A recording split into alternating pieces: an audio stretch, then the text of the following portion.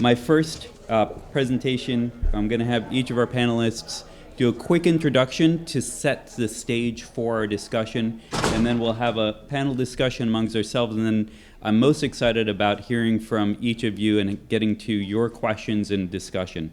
So my first presenter is Mick Dalrymple. He's the Chief Sustainability Officer at USC.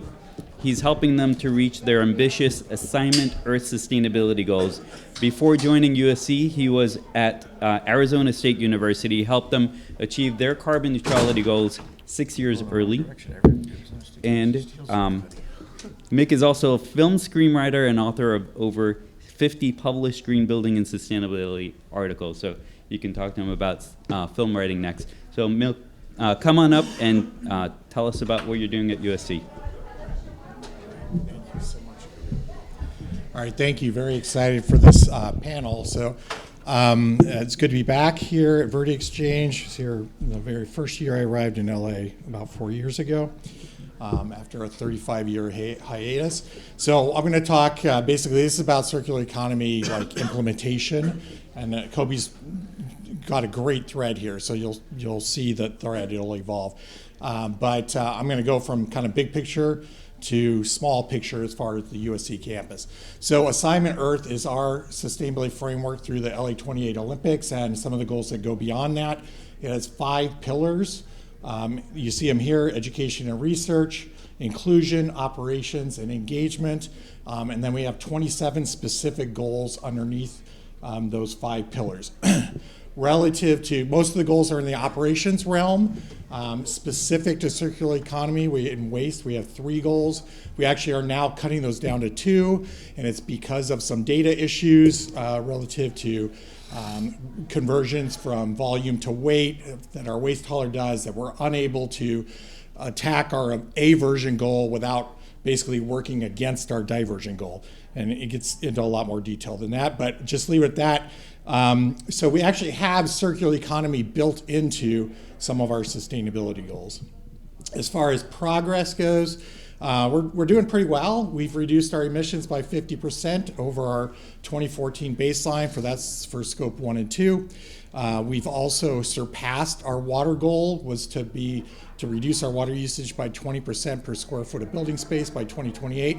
We're already at 25%. Hopefully we'll maintain that and go higher.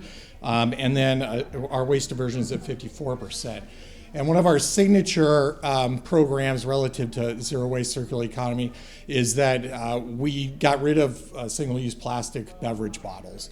So we implemented a policy at during Earth Month of 2022, so 3 years ago. And so far, we've avoided over $5 million in bottles, plastic bottles being purchased, and we're now expanding this into an overall zero waste events policy and toolkit. I should say that the very important part of this is we didn't just create a policy; we created a whole toolkit to enable people to make that transition. Sorry, we got some little translation problems going from Google Slides to PowerPoint. I didn't catch them all. But we have a sustainability hub that's like a biophilic designed space for students, faculty, and staff to gather around sustainability topics. It's in the center of campus. There's some signature programs in there. It's an extremely popular place on campus.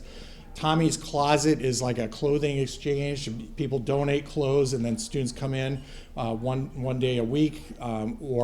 Also, we just had an annual thing on April 1st. We had a big giveaway. 169 students got clothes, gently used clothes, some of it for job interviews, some of it day-to-day wear. And those clothes were donated by other students as well as faculty and staff. And then Free Cycle is where we basically take the things that the Department of Public Safety has gotten from lost and found that nobody's ever claimed, and we basically recirculate those back into the campus ecology. And then we have Tune Up Tuesdays, where we actually tune up bicycles and skateboards to keep them running and get people out of cars. And then we also do e-waste collection there. And speaking of e-waste, we've had this program that our Marshall Business School students actually started It saved over $200,000 in recycling costs, where we donate those electronics to human IT, who refurbishes them and then gives them to community members who otherwise wouldn't have access to laptops or other electronics. And so we've avoided over 6,000 devices being sent into e-waste that way.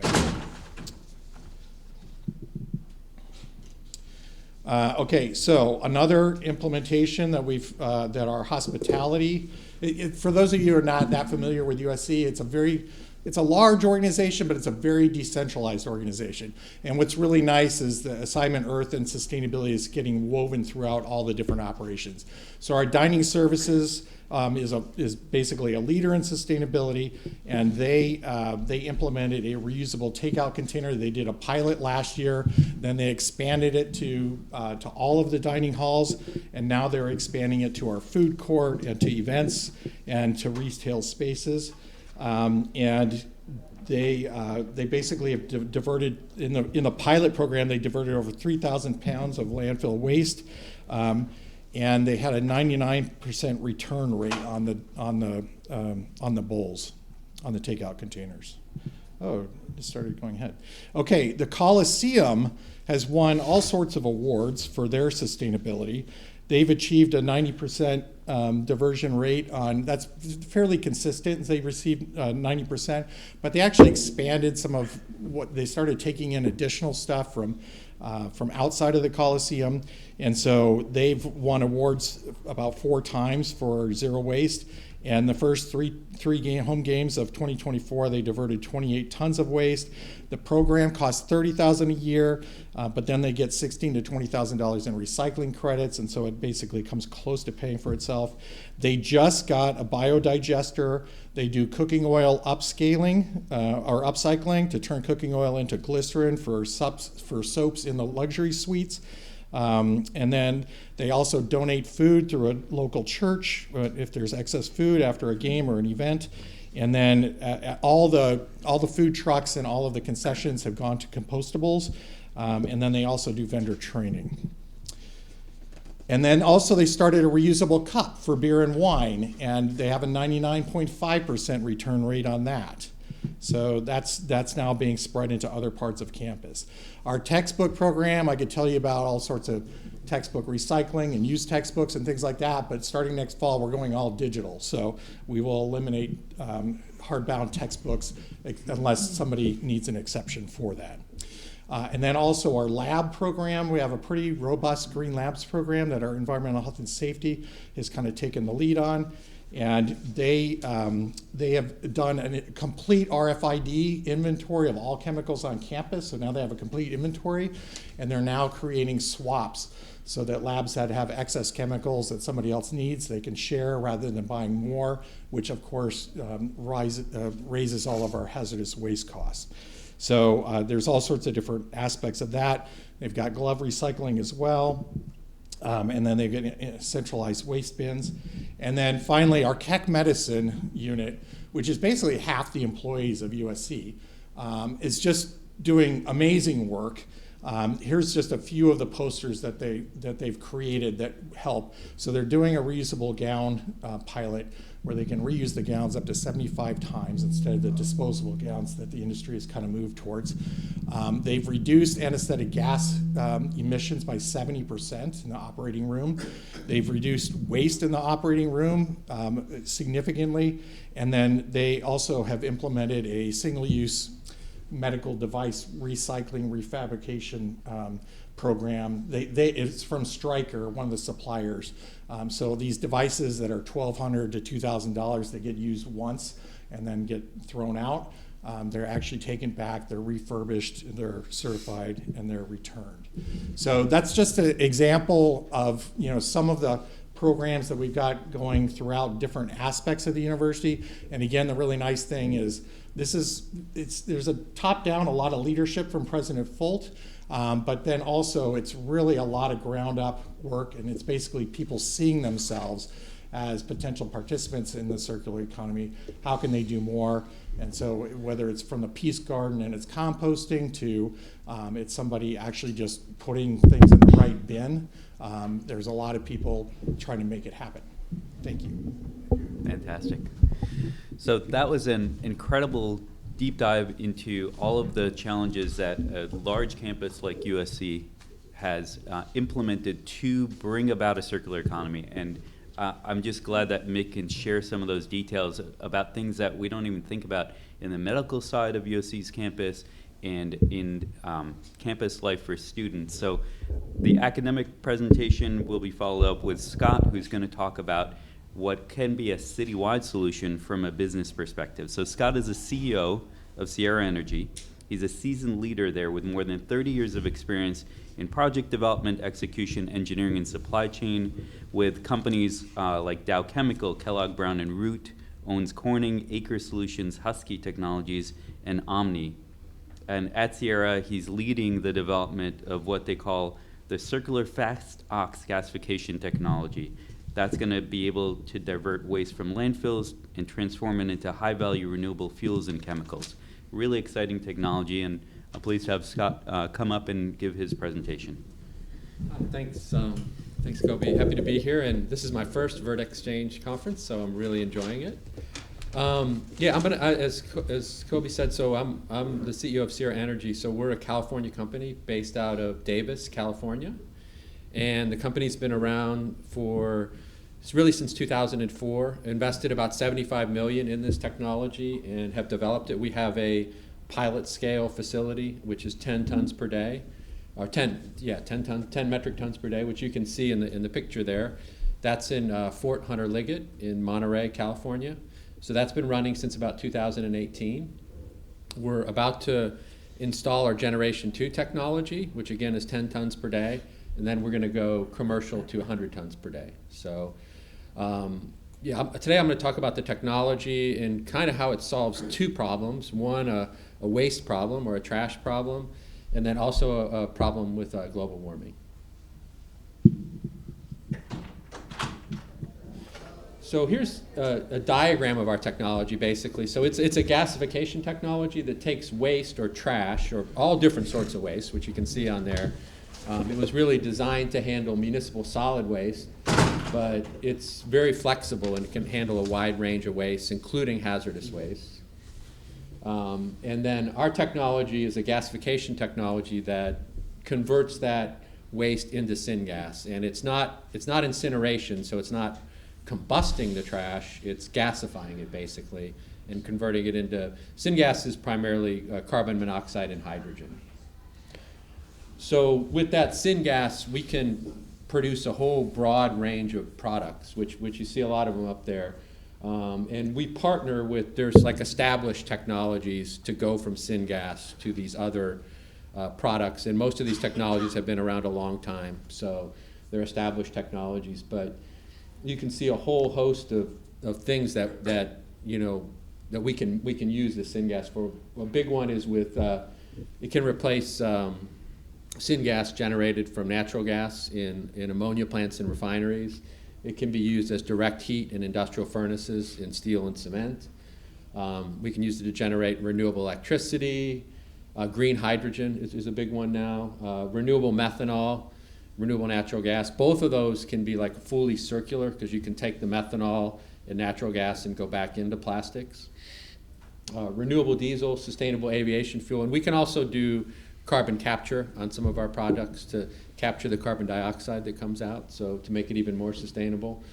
So as I mentioned earlier, we pilot our technology. We're about to do our first commercial unit. We're seeing really compelling economics in the U.S., 20 to 40% annual returns, and a lot of that's driven by the IRA, the Inflation Reduction Act incentives. So we're actually, our first project we're looking at in California would be, we would take forest waste or stuff that's removed, thinned from the forest to reduce the risk of forest fires, and convert that into hydrogen for rail, for locomotives, and also clean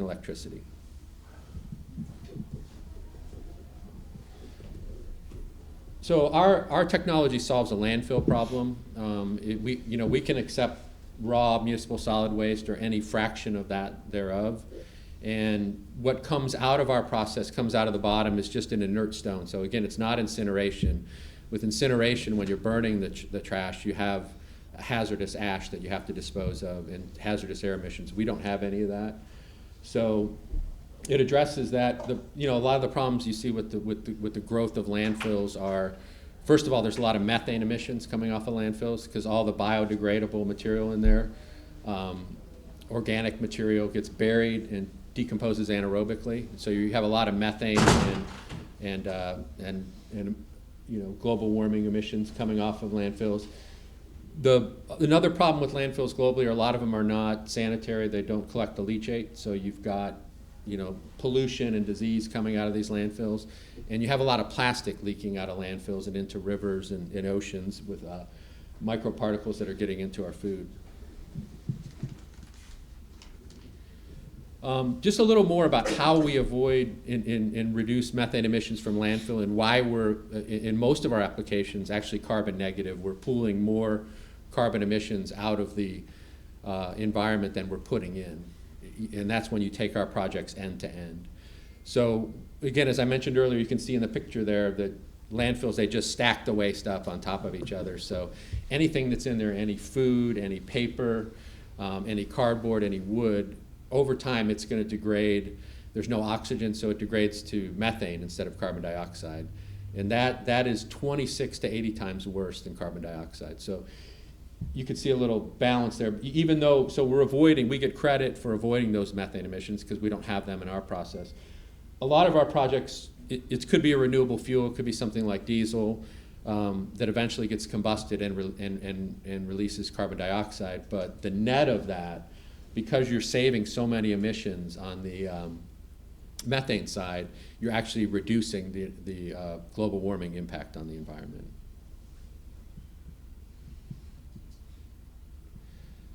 Here's a diagram of our gasifier and how it works. So it's based on a blast furnace technology.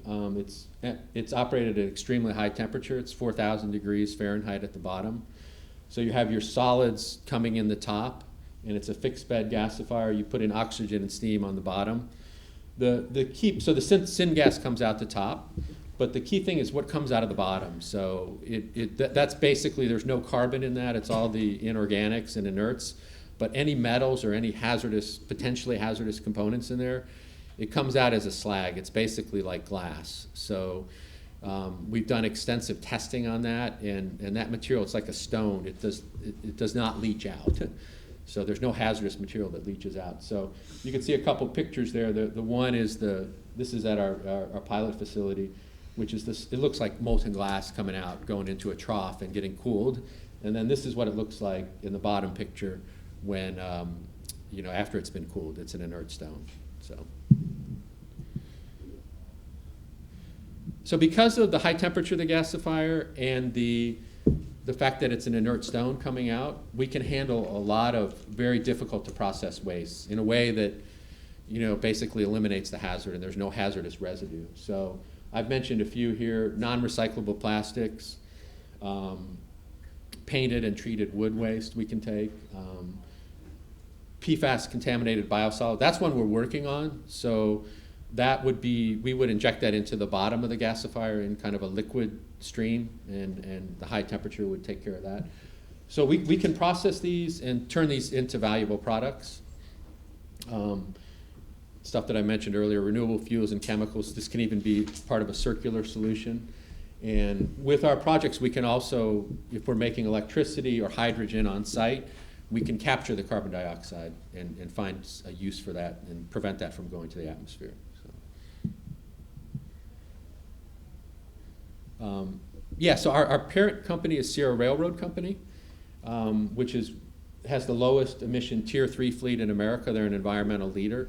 They're building 4 switcher locomotives, and one of those is completed. You see a picture of it down there. But this first project that we would do, we would take the forest waste, and then we would build our units on Sierra Rail sites, and then use that hydrogen in these switcher locomotives instead of diesel. Just another picture of our facility in Fort Hunter Liggett. So right now we're replacing the Gen 1 gasifier with the Gen 2. It's a 10-ton per day facility. And last, I'll end on this. So this just shows you the history of our company. Started in 2004. There's been about $75 million invested in the technology. We're ready to go commercial now, 100 metric ton per day. And one of our biggest investors is Breakthrough Energy, which is the Bill Gates' climate fund. So, I would say one of the premier climate funds. So, okay. Thank you so much, Scott. So I'm always amazed when I hear about this technology because it's about as close as you can get to Mr. Fusion in reality. And we unfortunately don't have very many of these gasification projects in the US, but they're very common in Japan and in Europe and in other countries. And many of you that know me, I know that I've been working to develop projects like this in California in particular for a long time. And I think with the changing economics for disposal and the reality of climate change and the impacts that we have and the cost for inaction, I think it's going to drive more of these. So I'm excited to have our next speaker who can talk about a statewide perspective and especially just an incredibly distinguished career both in private sector and in public service. He was first elected to the State Assembly in 1996. He was eventually the 64th Speaker of the Assembly, unanimously approved by both sides of the aisle there, which it's hard to imagine nowadays. He then joined the private sector. He was leading the solar revolution in the early 2000s, among other sustainability initiatives. And then Bob came back to the state capitol as a senator back in 2014. He was elected by his peers as the majority leader of the Senate. And most recently, after winning countless awards, recognition, he helped launch Mission Possible Partnership and just joined the board of directors at First Public H2. Just so many other things. I could spend the rest of our talk today just talking about the amazing things Bob Hertzberg has done. But Bob, talk to us about what you're working on now and how that relates to the circular economy. Thanks, Coby. Appreciate it. If I can, as we say in the legislature, a point of personal privilege, we have been joined by a very distinguished gentleman who voted for me as Speaker of the Assembly, became pro tem of the California Senate and mayor of the city of Sacramento until recently, the handsome Darrell Steinberg in the back of the room. Let me tell you, he's a great, beautiful man. Great leader. Thanks for coming, schlepping to the People's Republic of Los Angeles. I want to focus, if I can, on the notion of this session is in practice, right? And I want to make 3 points in my, let me turn my clock on to make sure I'm going too long. I want to make 3 points that I think relate to the practical, because I've lived in the belly of the beast. Working on legislation when you're trying, I helped negotiate with Luce Rivas and Ben Allen, SB 54, which was a shit show. It was really hard to do. And it reflects, sorry my bad language everybody, but hey, it comes with the territory. But in any event, and I've been involved in so many of these issues for so many years. But I bring two, I think, points of view that are important in the 3 points I want to make. One is somebody who's been in leadership like Darrell and how hard it is to get things done in terms of how the system works. And two, someone who's been on the outside, both in the United States and globally, taking companies public in this space and understanding the intersection between money and what really happens. I loved your comment, Scott, about compelling economics. I think those are the important words. So point number one is I think in the broader environmental community, we have a narrative problem. This notion of climate change, when you talk to a farmer and you say change, there's nobody more important than a farmer who understands what's happening to the earth, who does recycle every inch and every scrap of everything and works in an elegant way, but they don't want to be told by their government what to do. They're worried about regulation. You've got to think about the audience. And so we tend to be so self-important by the urgency of climate change, by, looking at all the various issues. Step back for a minute and broaden the constituency of who you're bringing to the table. Because I think we offend a lot of people. There's a lot of people that think we're a bunch of hippies and green people and all that stuff, versus really a thoughtful approach. There's new ways to do it. You can talk about weather impacts. You can talk about other ways to brand both our narrative and our tone that's more inclusive of everybody. Right? We talk about inclusion. Well, we've got people that look at us, it becomes a partisan issue. It's a human issue. It's our life. It's our kids. No one looks at your grandkids, what their party registration is when they're 1 year old, right? We got to change our narrative because it's not inclusive. Who cares what words we use as long as we support a policy that's thoughtful and intelligent?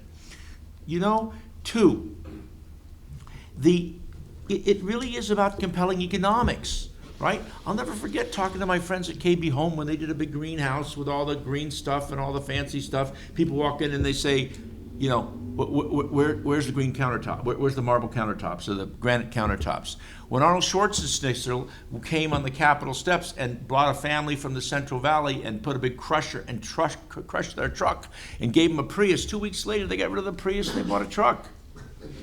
You've got to think about the economics of the endeavor, and you've got to think about the availability to folks. I always would joke when we talk about climate change in the Central Valley in the middle of the summer, it means your air conditioning doesn't work in your car, right? Most people don't think about this stuff. They're taking care of their families. They're trying to live a life. They care about stuff that's going to be affordable to them, that's reliable to them.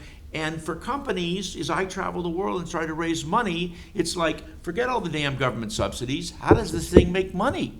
And there's ways to do it in the recycling space. Go talk to our friend Rich Lieb with Liquid Environmental Solutions. He bought all the grease from McDonald's and turned it into biofuels. What you're doing is the same thing. Go look at John Shigarian, who was here at our first conference. He's buying up, getting all this electronic waste for free and making a ton of money. He's become a very rich guy, but he's done a brilliant job in figuring out how to take that waste and get rid of it. I've got a friend now there's a company it's a big landscaping company, and they're spending $300,000 a month getting rid of their palm fronds because they can't put them into the recycle deals, and he's getting paid, and he's going to grind them up with a pelletizer and turn them into feed with a little bit extra stuff for livestock.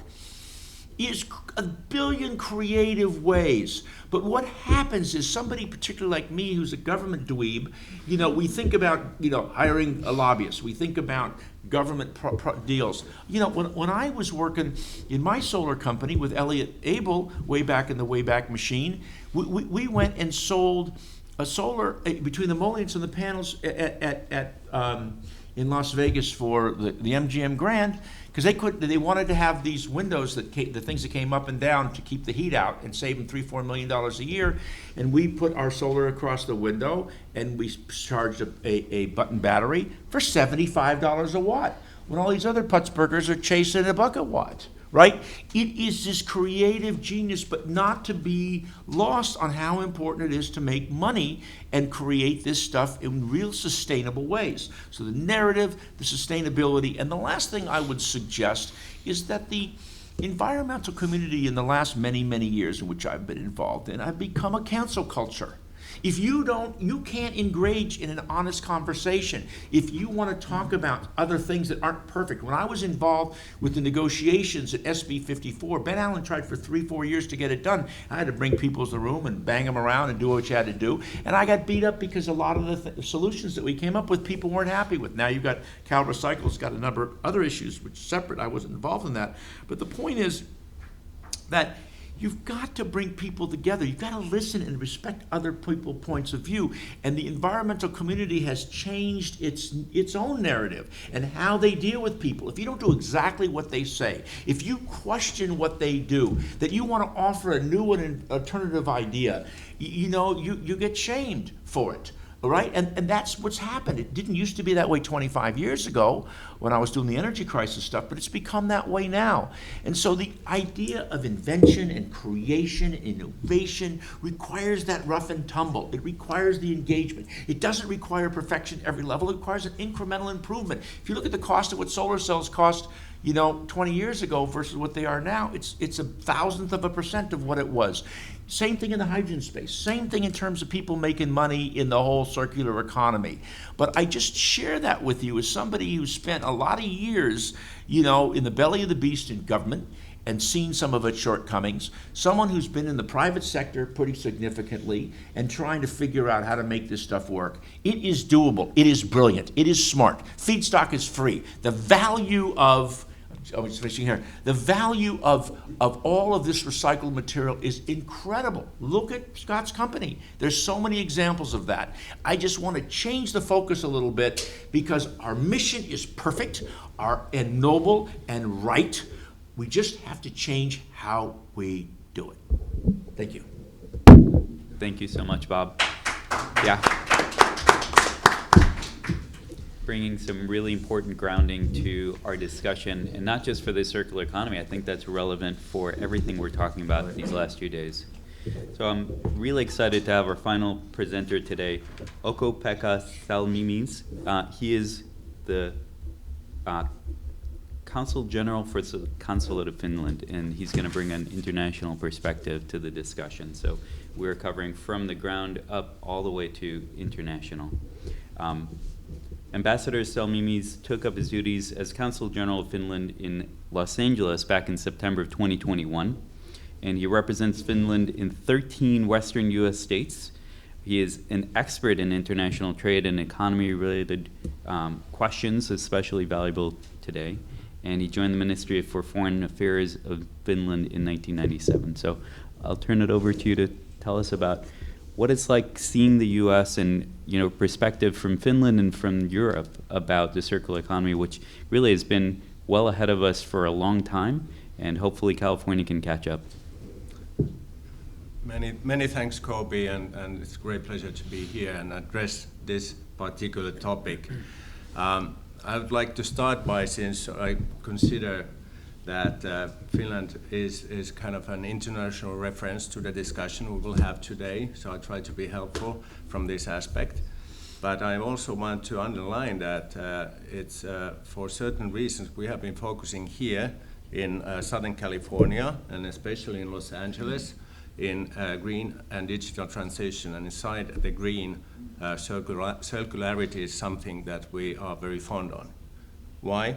Because we consider that it's the most challenging part in the green transition. Why? Because there are no, like Robert just said, there are no ready-made business models. There's not a ready-made regulatory framework, consumption patterns of consumers, individuals. So we kind of like big challenges. But also Finland has a relatively, let's say, solid tradition when it comes to environmental protection due to environmental reasons, but also due to economic reasons. We're a tech-based nation with a very strong export interest, and we want to be competitive. And we do see that where the road is heading, and we do see that it might happen a little bit later, but we want to be there at first. And here in California, we have considered that we have a great possibility for peer learning. Nobody is master in the green transition as such, but this is particularly the case for circularity. So it's about learning, exchange of experiences, and also learning the lessons that didn't go that well. And just the international aspect, I want to highlight that because nobody can do it alone. There were excellent presentations from Mick and Scott about university level, company level. But we do believe that, and I think Mick, you mentioned that it's not about policy, it's about having a toolkit. So when we have the government perspective, we do consider that policy coherence is totally necessary to have. So it's not only about environmental, economic, industrial policy. We're also talking about education, literacy, and also a competition, trade, natural resources. You actually need to have all that in place because, for us at least, and we developed the first national roadmap in the world for circularity in 2016. For us, it has been, the key mantra has been policy coherence. We have made mistakes because we have looked at individual sectors, and then we have come back and seen, okay, maybe we're a little bit too hasty when we started zero landfill policy. There's zero landfill in Finland right now. So we have waste to energy, and that is kind of fine, especially we have relatively harsh conditions during the winter, so we warm households with that energy. But we did not necessarily, we didn't understand, because we were doing well in collecting plastic, but we couldn't use all that, so we're also now currently burning plastic, which is not a good thing to do. So having the policy coherence is having not only a whole of government view and approach, but it's a whole of society. So I kind of heard in all the three introductions that you need to have a multi-stakeholder approach. It's not only the government, the regulators, and the business. You need to have the civil society, and I totally agree with you that you need to speak the common language. And if you need to change the narrative, then you need to do that. But you also need to have the academia, research behind it. So we believe in that, and we are actually here in Los Angeles, in California, in Western US. We're here to learn together, and we have companies, but we also have some research organizations who are willing to experiment and to provide information, but also to learn. So that's my kind of approach to the issue, and happy to continue the discussion on individual questions. Yeah. Thank you. Perfect. Thank you so much. It's kind of an interesting perspective because I know several Scandinavian countries, they do have waste energy projects, and they actually had a challenge in getting enough waste because they were so effective in recycling and reducing waste. They couldn't feed those projects, which is an interesting problem to have. We're very far on the opposite end of the spectrum right now, especially in other states. California has about a 50% recycling rate, but it's been kind of staggered there. So I'll start with kind of an open question, anyone that wants to take it. What do you see as the biggest challenges to advancing a truly circular economy here in California?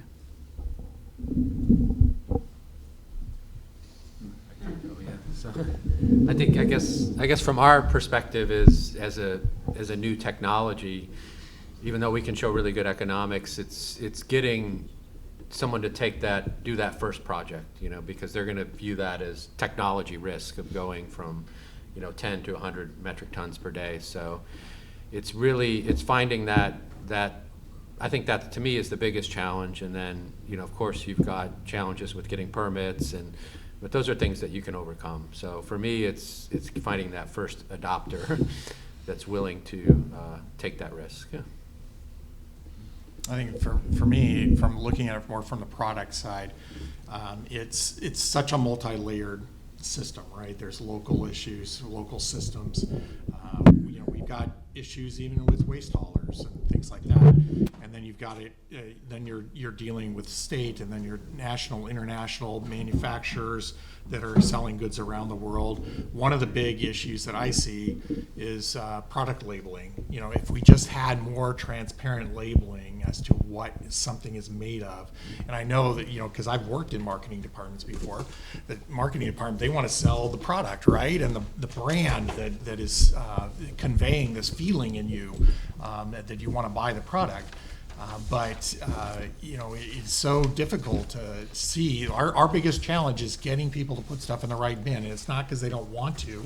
It's because it's so confusing, and they don't know where it goes, and it changes. You could cross the street and be in a different jurisdiction, and now the rules change. So I think some of those things, and then ultimately it's product design. It's getting manufacturers to design products that are able to be made, separated into technical nutrients and biological nutrients. Thank you. Yeah, can I just want to go back to the money situation? I was talking to Lex. What was the Laura bill on organics? 13. What was that? AB? You guys got to know 83. that. 1383. Yeah, and what happened was the early adopters of the municipalities that adopted that thing that we voted on in the legislature when Ricardo was there, you know, the ones that got the early adopters, they started charging extra fees to these residents, and the other city said, forget it, we're not going to do it. And so they talk about enforcement. And so, you know, again, I don't, you know, there's so much competition for public resources all the time. What are the salaries going to be for employees? What are you going to do this? Now, on the hydrogen thing, oh, Arches is going to be gone. Is the state going to come up with the $1.3 billion? You're in these budget negotiations, which we have done many of the times, and everybody's got a reason why the rotation of the Earth's going to stop unless you fund their program, right? Right, Daryl? That's what happens. And so you have to create the financial incentive model that works. And so we often in government, you know, what happens is we just don't think things through enough. Everybody's hustling to come up with some standard or something that gets you on the front page of the paper, or administration's trying to be the biggest and fastest in this. God's in the details, as Brenda Levin told me, Mies van der Rohe. It's the details. It's the implementation. You go out and Ricardo does this thing. There was 1 billion press releases on the organic stuff. But what's the follow-up? What are the management structures to make sure that it's done? What are the checks and balances? Who's at the table to make sure that these things actually work? So many of these ideas, somebody's sitting around, a bunch of kids who are working for a governor or a legislator or whatever the case may be, and they're not thinking through all the dimensions. So I just share that with you because I think that whole practical implementation, aligning incentives, and staying on top of this stuff once you get the first press release, and making sure that it works. It's one of the frustrations that's caused our current politics that we have, which is, you know, everybody's got these great ideas, but is it working for folks? And if it's not, be honorable, step up and fix it. Next case. Thanks, Bob. I would just say anybody who's ever had to call FTP, that's like a perfect example of that. Yeah. So we only have about 5 more minutes, so let's get through maybe a couple more rapid fire questions, and then we'll try to get 1 or 2 questions from the audience. How does the concept of a circular economy in the waste and materials sector relate to the broader circular and sustainable water, zero energy, the circularity of soil health, biodiversity, and climate, what I call the climate crisis? How do those intersect with each other, and how can we leverage those other efforts to support a circular economy? Yeah, I could go a little bit. So, yeah, for again, for us, you know, we're, I think, hitting other areas other than just solving a waste problem, as I talked about. It's waste and also global warming.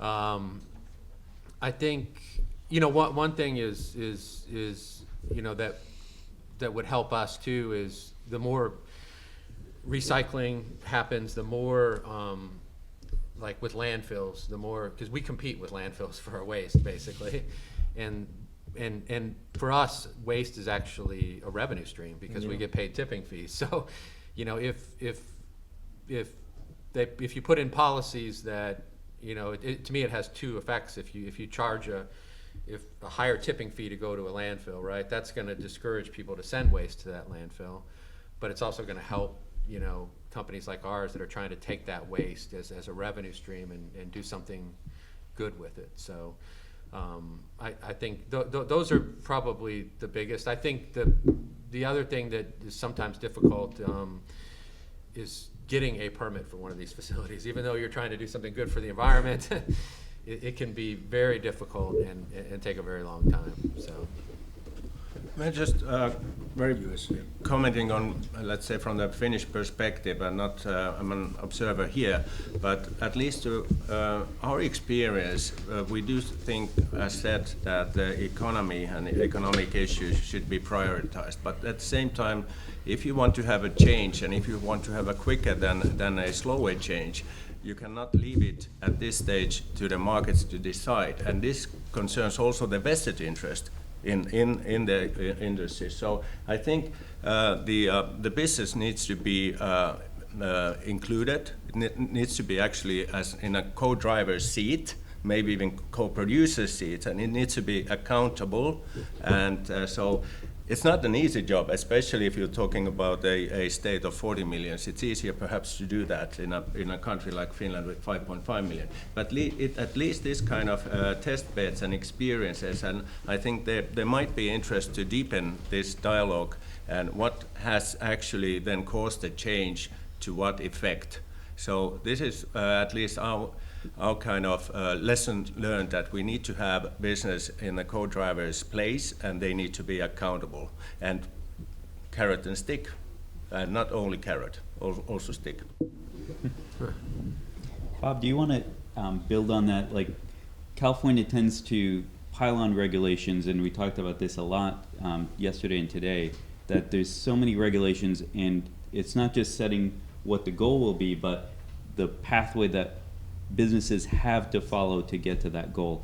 How do we get, at all levels, local and state and even federal regulators, to provide more flexibility and say, we're trying to achieve a circular economy, we're trying to achieve renewable energy, we're going to let you figure out how to get us there, and dial back the regulations a little bit. I think even Wade Crowfoot talked a little bit about the Green Ribbon Initiative, cutting green tape.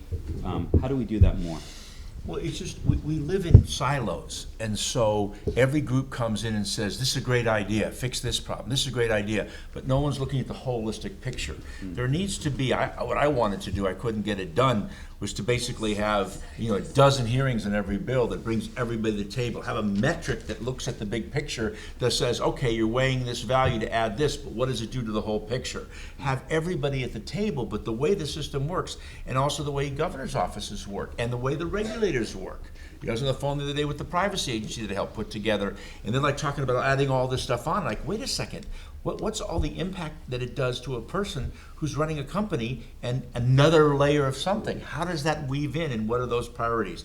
So I just think the whole management structure has to be changed in how we do stuff. But the incentives are such that the interest groups basically want what they want. They leverage everybody in the system. I don't care if it's regulatory or otherwise, and aren't looking at it holistically. But that is a structural problem that we have, and if we don't get over it, we're not going to get past this, despite all the rhetoric about red tape and different color tape. And if I can just add to that, so I spent most of my life in Arizona. You try and pass a law regulating people in Arizona, and there's a revolution. Right. So, so I learned a lot from that. I learned a lot from the green building movement. If anybody is familiar with the U.S. Green Building Council and the green building movement, it's one of the most successful environmental movements around. What is the trick to that? I call it the slinky approach. You provide incentives out for the leaders. There's always companies that want to be the leaders. They want to be in front. You provide them incentives because they're going to take a lot of arrows in their back. They're taking a lot of risks. So you're providing incentives to bandage their back.